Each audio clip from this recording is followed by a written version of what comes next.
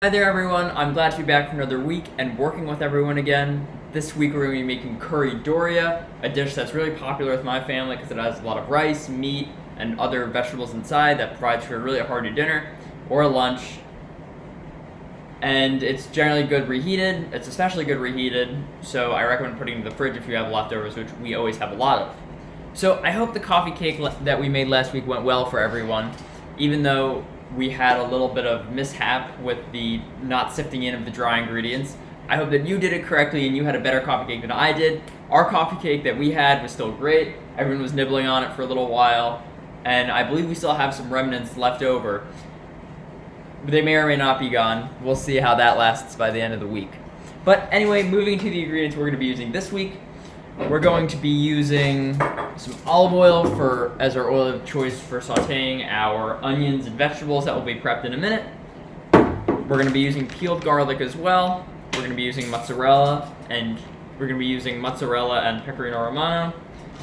We're going to be using katsu sauce. However, if you don't have katsu sauce, there is a homemade recipe that you can use on the internet that I recommend. If you look up tonkatsu sauce, that is Tonkatsu, tonkatsu, and then sauce, you can make a really easy homemade sauce with ketchup, oyster sauce, Worcestershire sauce, and sugar, and the proportions mentioned on the internet recipe. So I recommend if you don't have katsu sauce on the ready, which you should be able to find at the Asian section of any supermarket, I would recommend using the homemade recipe that could easily be found on the internet. Other than that, we're going to be using curry powder, and 6 ounces of beef and 6 ounces of pork, alongside Japanese short grain rice, panko, sea salt, bay leaf, and the carrot, celery, and onion that I mentioned earlier. So the first step that we need to do is we need to get our rice going. And because the rice is really the foundation of the bottom part of the dish, we definitely need to get it going early. So here we're going to be using 3 cups of rice. I generally use the amount of volume that I use the volume of water that I use for rice is generally 1 cup of water to 1 cup of rice. This is roughly a little under a cup of rice. I'll put in a little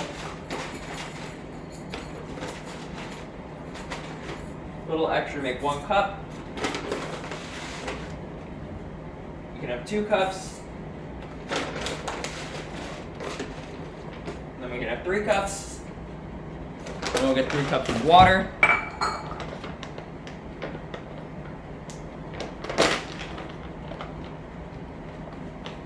Let's the bag. If you don't have short grain rice, that's the best type of rice. But most rices should work with this dish, though I highly recommend short grain rice. Similar rice would be something like arborio rice, if you can find a rice like that. That's our first cup of water.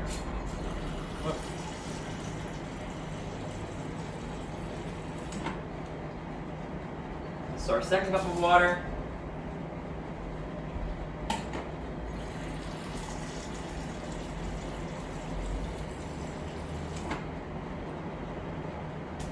It's our third cup of water. So now that we have our 3 cups of water, what we can go on to do is. Sorry, I'm not sure everything's nice and bright for everyone. We can boil this water and get our water to a boil. We can have our rice going while we prep our vegetables. Now, you want to make sure to keep a careful eye on the rice so that it doesn't burn. So I'll just open just a little bit, and we'll wait for that rice to boil. But in the meantime, we're going to start prepping our vegetables, getting them chopped nice and small. So first we're going to prep our celery and our carrots. You don't want to intermix these together. You want to make sure they stay separate, but you also want to make sure you cut them into small pieces. So keep them small and separate. Take our knife for cutting. We'll cut these carrots into nice and small pieces.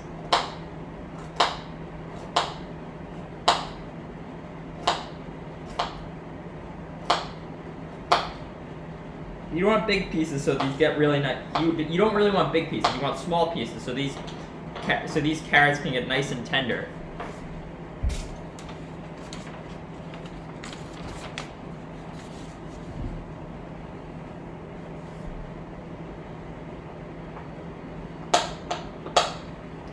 side. What am I doing?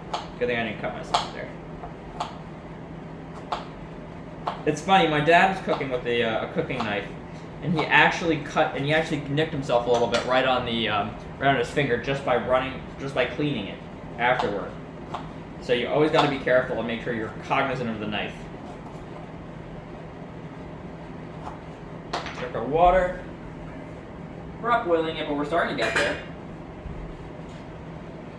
I'll just get myself a quick little spoon, or a nicely sized spoon, so I can stir the rice.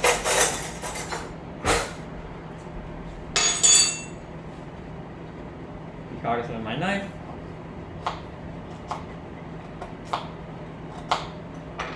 Check to make sure we're still recording. That's good. We are in fact still recording.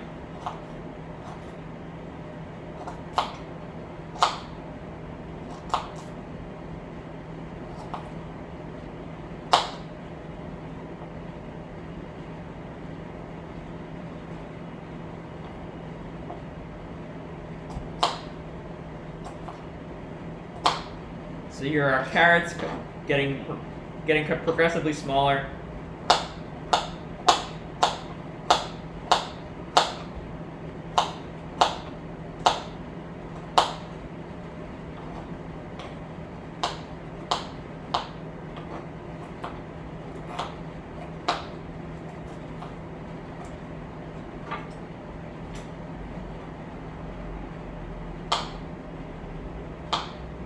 If you find yourself with bigger circles of carrots, I'd like, for example, one of these. If you find yourself with a bigger piece of carrot like this, I'd recommend you cut it long ways and sideways as well, so you wind up with 4 smaller pieces that are actually really perfectly sized for something like this. But I mean, not every cut has to be perfect.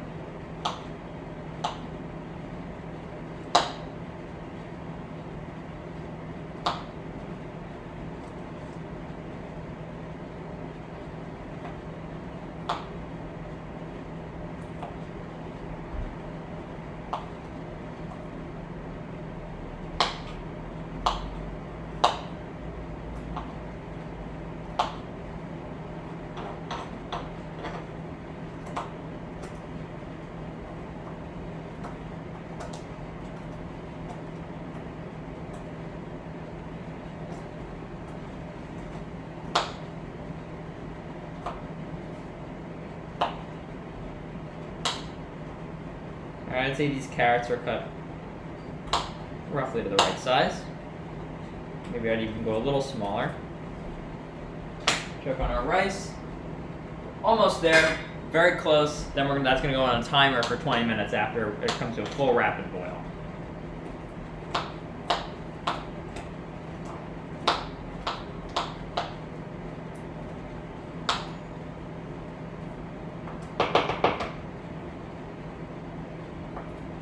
That is a curry. That is our carrots cut. We're going to do the same for the celery.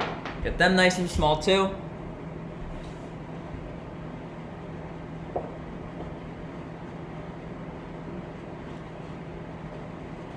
Move our knife quickly. Make sure we don't get any carrot and celery together.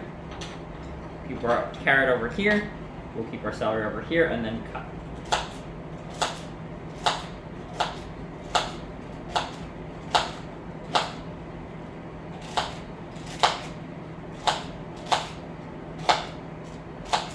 Handy trick, if you find yourself, if you don't want to get too close to if you don't want to get your hand too close to the knife, you can always turn the celery in the other direction in order to make sure that your hand is not that close to the knife. Now, after the celery gets short enough to a certain point, you're not going to be able to avoid it.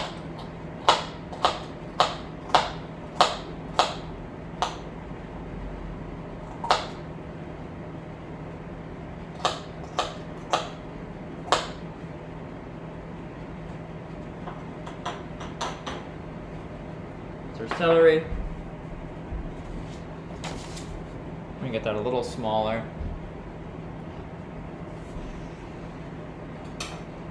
We are still recording, that's great.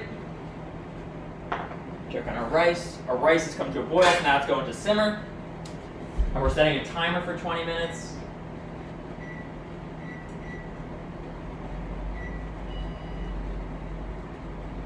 Sorry.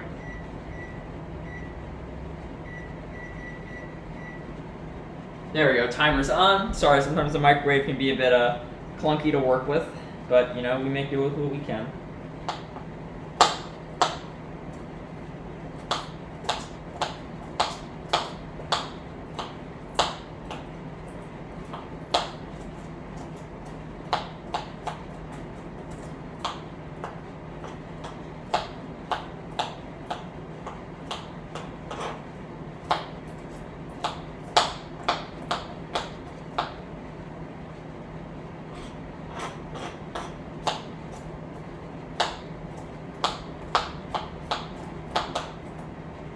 Our celery cut. If a little carrot and celery get together, it's okay. I wouldn't worry about it. But you generally want to keep the piles separate. Taking off our knife. Something really there. See, I almost cut myself there. That's not good. All right, now that our carrot is done, our celery is done as well, we can move on to our onion. You only need half of this, so I'm not going to use the whole onion. I'm only going to use half. I'll put one to the side to use it another time, and then I'll just cut this one up. Cut into quarters first.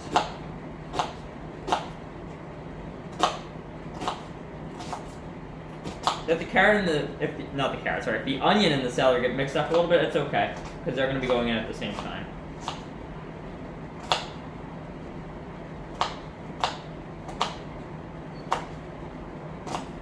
You don't want your onions to be big slices, like in other dishes. You want these to be really small onions, nice and minced.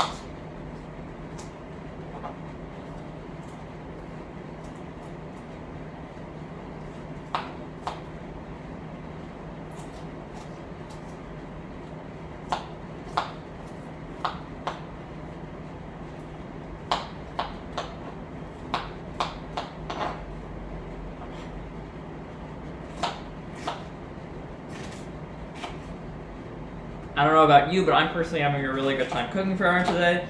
This is teaching everyone how to cook today. This is one of my favorite dishes to make, and it's a big crowd pleaser. So I really like this one.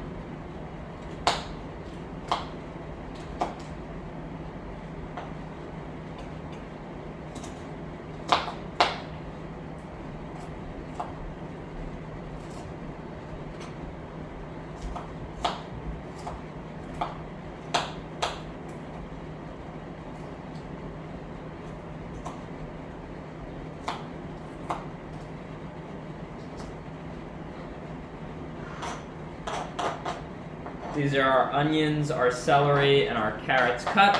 We still have half an onion left over because that's going to be wrapped up for me to use in a later dish. Check on our rice. Always remember to stir your rice semi-frequently. Keep the cover on to make sure the steam cooks your rice nice and beautifully.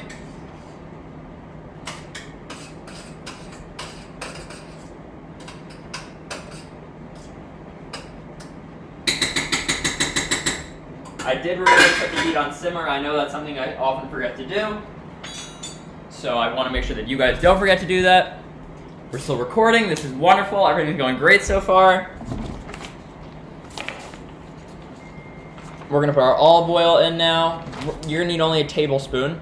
And you're going to want to heat that over medium heat with your minced garlic. Or crushed. You can do that. You can do crushed or minced. And you're going to want 2 cloves of that minced or crushed garlic. So I will open my peeled garlic, quickly grab 2 cloves, mince it very quickly, then throw that in with my heated olive oil, a tablespoon of that, and my,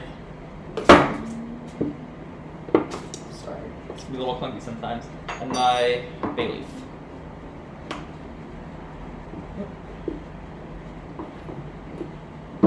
There we go, wonderful olive oil open.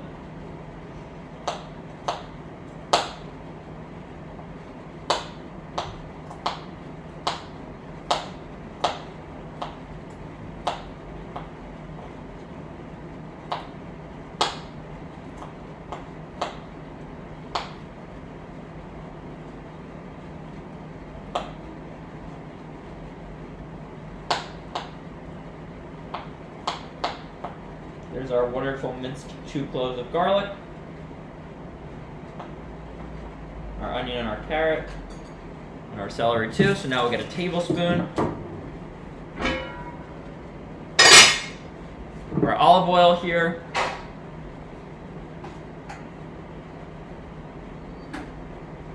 Throw that in there. Make sure that spreads nice and around. I recommend doing this in a big Dutch oven pan. There's a lot that goes in here. You're going to be simmering this for a while, so I definitely recommend using a big Dutch oven pan. I really like this one. This one's been in my family for a while, and we've used it for a lot of things, so it has a big emotional bond. And I really like that I get to use it for this recipe a lot as well. That's our olive oil. What did I have to add next? Sorry, bay leaf and minced garlic.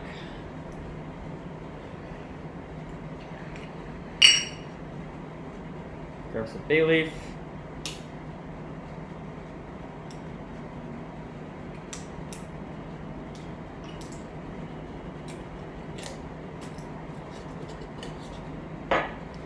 You can rip it in half so the fragrance comes out faster. Throw that in. We'll grab our minced garlic. Oh, would you look at it? I think I cut myself a little bit. That's not good. Just a little blood, so it's okay. It's not going to get on the food. It's the worst way to get the garlic in the